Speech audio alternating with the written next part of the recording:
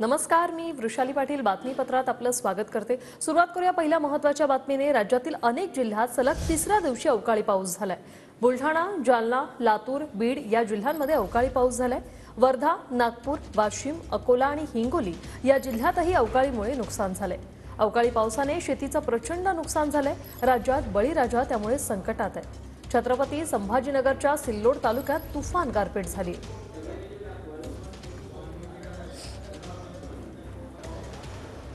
राज्यातील अनेक जिल्ह्यात सलग आज तिसरा दिवस आहे पाऊस पडतोय। तीन दृश्य आपण पाहतोय, बुलढाणा, हिंगोली आणि छत्रपती संभाजीनगरची। देऊळगाव राजा तालुक्यात तुफान पाऊस झालेला आहे, तर अवकाळी पावसामुळे हिंगोली जिल्ह्यात मोठं नुकसानही पाहायला मिळालेलं आहे। छत्रपती संभाजीनगरच्या सिल्लोड तालुक्यात गारपीट मोठ्या प्रमाणात झालेली आहे।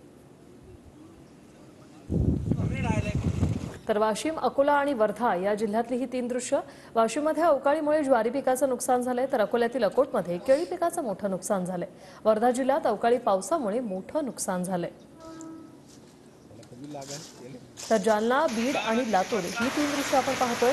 जालन्यातील भोकरदन तालुक्यात अवकाळीसह गारपीट झाली, तर बीडच्या वडवणी, गेवराई या तालुक्यात गारांचा पाऊस पडला। लातूर जिल्ह्यात सलग तिसऱ्या दिवशी अवकाळी पाऊस झाल्याने पिकांचं मोठं नुकसान झालंय।